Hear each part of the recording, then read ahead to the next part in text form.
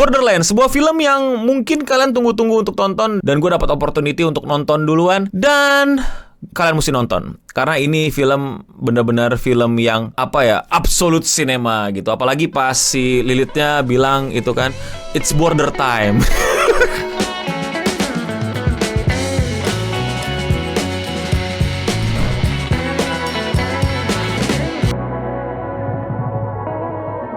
Borderlands adalah film live action adaptasi dari gamenya yaitu Borderlands yang, nah ini mesti kalian catat nih, gua tidak mainkan. Sebenarnya gue mainin dikit-dikit tapi nggak sampai setamat kalian. Tapi gue cukup ngikutin. Kenapa gue cukup ngikutin? Jadi pada saat itu kan kita tinggal bareng tuh gue sama Izzy, dan dia itu hobi banget main Borderlands di TV. Jadi mau nggak mau tuh kalau gue lagi nyantai ya gue liatin dia main. Kadang-kadang sampai gue ikutin keseruannya, lagi ngerjain quest, namatin bos dan lain-lain. Jadi ya gue tahu-tahu dikit lah ya. Tapi gue nggak mau bilang gue pemain gamenya, apalagi sampai gue se-ngefans itu sama gamenya. Tapi secara garis besar, secara universe-nya, secara gameplaynya, secara how their world works, gue bisa pede bilang gue paham. Tapi tentu kalau misalnya gue ada keliru, tambahin gue koreksi di kolom komentar di bawah seperti biasa. Jadi film ini bagus apa enggak, no? Yang pasti lu tonton sendiri aja. Apalagi lu fans dari Borderlands, lu tonton aja. Karena bisa jadi gue sangat-sangat tidak bisa merepresentasikan para fans atau para gamer dari Borderlands. Buruan beli tiketnya, buruan lu nonton dulu. Dan kembali lagi ke video ini karena pasti akan saya spoilerin habis-habisan. Jadi ya, inilah dia review Borderlands dari orang yang cuman nontonin temennya main Borderlands seharian gara-gara dia TV-nya kegedean. Jadi mau nggak mau kita akan nontonin daripada kita bingung mau ngapain. Jadi Borderlands ini adalah film yang berceritakan tentang seorang bounty hunter, si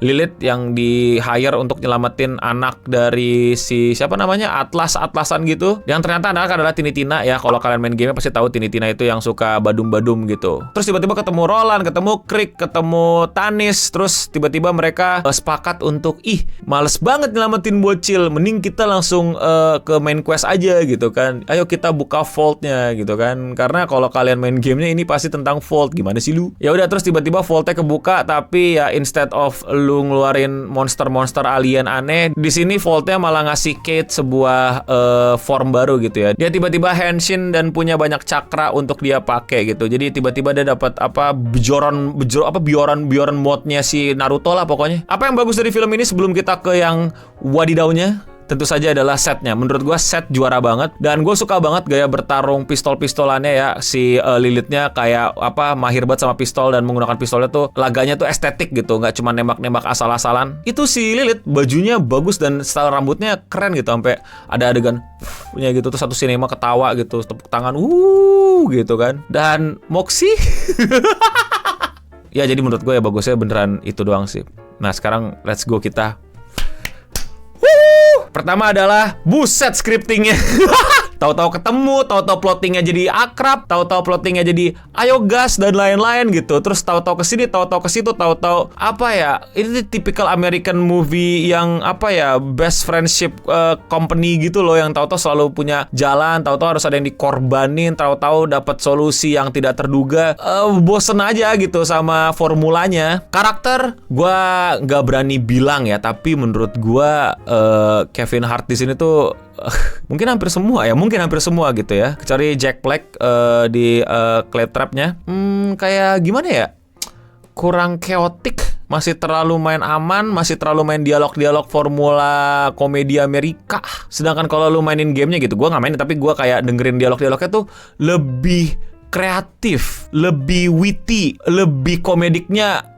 Komedik timingnya, penamaannya, dan mereka masuk scene dan lain-lain itu kayak kenapa ya mereka nggak pakai semacam ciri khas Borderlands gitu. Kalau ada karakter yang mau diperkenalkan gitu kayak di Wung gitu, tiba-tiba ada namanya gede gitu. Di sini kayak tahu-tahu datang aja gitu. Walaupun di trailer dikasih ya, tapi ya tetap aja pas di filmnya masa nggak dikasih, di game aja dikasih. Kenapa nggak dipakai ya kreatif idea kayak gitu? Nggak kreatif amat sih, tinggal dipakai aja gitu. Nah ini teman-teman gue yang main tuh sempat ngobrol sama gue tuh, dia paling nggak suka si Cat jadi Lilith gitu. Si Cat Blanchett ini berapa umurnya ya? Lupa gue. Dia tuh umurnya udah 55 tahun. Ini si Jamie Lee berapa umurnya? 65. Oke. Gue gak tahu ya Lilith umurnya berapa di game. Kayaknya nggak, not that old. Dan jujur ya, dia sebagai karakter karakter, sebagai aktor gitu ya, sebagai pemain sandiwara bagus, seriusan bagus. Cuman gak bisa bohong sama fisiknya, men. Beberapa kali tuh kayak kelihatan tua sekali, pergerakan lari dan gerakan-gerakan yang mungkin membutuhkan kardio tuh kelihatan mulai kelelahan. Sayang banget sih menurut gua kenapa dia dikasih peran yang apakah emang udah direncanakan seperti itu. Wah, kalau misalnya mau ngomongin teknis juga banyak VFX yang awal-awal tuh kayak buset, ini half baked banget gitu, nggak mateng, nggak kelar gitu. VFX di ending juga kayak pas kejar-kejaran army itu juga VFX-nya wah, ini green screen-nya nggak kelar ini. Kok bisa lolos? Terus beberapa kali gue lihat ada yang di dubbing tuh si Lilith mulutnya tuh belum ngomong tiba-tiba ngomong, terus tiba-tiba dia nggak ngomong jadi ngomong. Aneh banget, aneh. Oh, terus kan ya itu kan adegan tembak-tembakannya lumayan bagus kan, tapi cuma muncul kayak probably sekali selama film ini berlangsung gitu. Ya di mana ini game Borderlands tentang shooting, tapi tembak-tembakannya bagus, tapi berapa kali satu yang diuber-uber sama si orang-orang blood apa tuh, lupa istilahnya, sorry, yang bertopeng itu. Oh, terus kocak waktu tiba-tiba pertama kali ketemu tuh si Lilith sama Tina tuh. Wah, lihat, you and what army itu, arminya banyak gitu kan. Tapi ayo kita sama Tina cuma dilempar bom satu ke komandannya doang, terus arminya diem gitu kayak nggak nguber gitu. Ngubernya baru kelamaan, baru nyampe gitu, kayak ya kenapa nggak pas ledakan bom pas pada maju. Oh ya, secara misi besar juga gue bingung kenapa tiba-tiba mereka mau buka vault gitu, apa urusannya gitu. Kayak ya ini buat kedamaian gitu. Kedamaian kenapa? Orang Sanctuary City baik-baik aja, nggak yang gimana-gimana kayaknya tadi, kayak oke-oke aja gitu. Jadi Pandora ini kenapa? Ada apa gitu? Kayak urgensinya gimana gitu.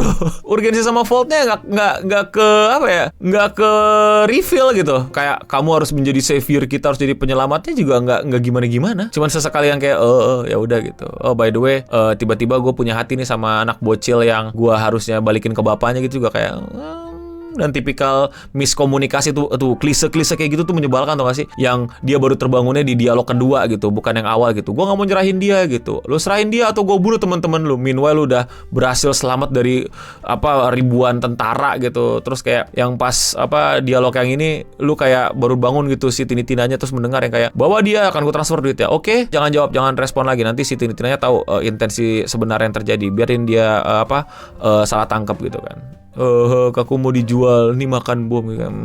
Klise. Oh iya, pas berantem lawan yang tentara-tentara psycho itu. Pas awal-awal si Claptrap datang gitu, ditembakin kan Claptrap sampai mampus gitu kan, pada punya pistol, pada punya senjata. Terus pas mereka aja ketahuan, I don't think any one of them.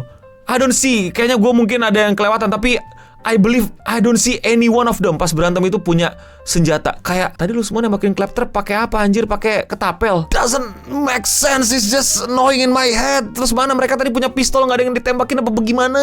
Terus Tina gitu. Awal-awal abusive banget sama bomnya. Terus tiba-tiba sekarang kayak bom gue dipakai untuk keadaan-keadaan tertentu aja ya gitu, kayak lempar kayak di game-nya juga dia nggak sehemat itu udah sama bom. Roland lagi jangan.